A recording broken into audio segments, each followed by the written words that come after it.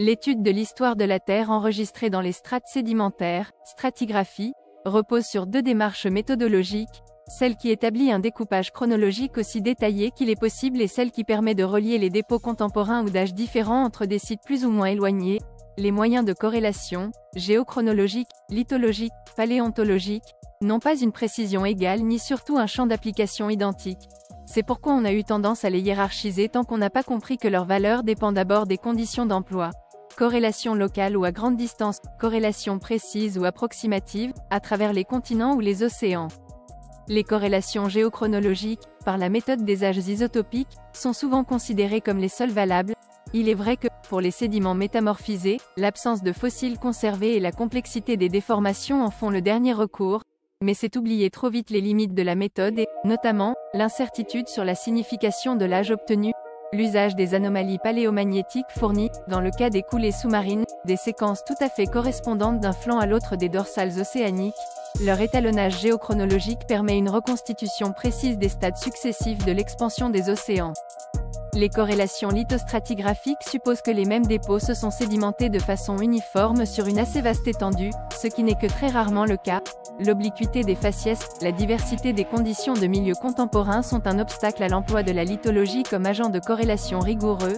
Cependant, à l'intérieur d'une carrière, la nature d'une couche particulière constitue souvent un moyen sûr de corrélation dont la précision est très satisfaisante à l'échelle considérée.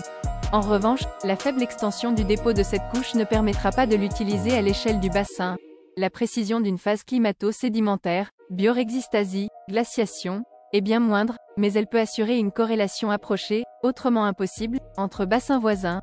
Dans certains cas, on est arrivé à privilégier tellement la notion de corrélation lithologique qu'on en est venu à renoncer à celle de corrélat. Chronologique, on considère alors la formation, unité lithostratigraphique, comme un corps sédimentaire, défini exclusivement par son faciès. Lors des transgressions lentes, les faciès littoraux grossiers qui se déplacent progressivement pourront donc constituer une formation distincte de celle qui correspond aux argiles déposées en même temps, mais plus au large.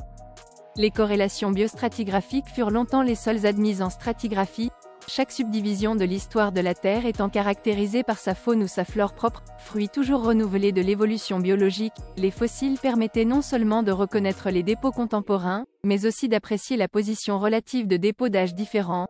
Cela reste en principe exact, mais, dès qu'on se place à l'échelle d'un bassin, il faut tenir compte des fossiles de faciès, qui ne caractérisent guère qu'un milieu de vie. En outre, la vitesse d'évolution lente des organismes est très variable, à tel point dans certains cas qu'elle ne permet pas de distinguer des formes paléozoïques de celles du Cénozoïque. On a donc sélectionné parmi les organismes marins à grande vitesse d'évolution des groupes de large diffusion pour les corrélations à grande. Maintenant, avec la stratigraphie séquentielle, on met en évidence 4 séquences que l'on corrèle entre elles, ce qui met en évidence un dispositif sédimentaire progradant. Il ne faut donc plus corréler les isolithologies et les isofaciès mais les enchaînements verticaux de séquences dont on voit progressivement changer l'épaisseur et l'organisation des faciès.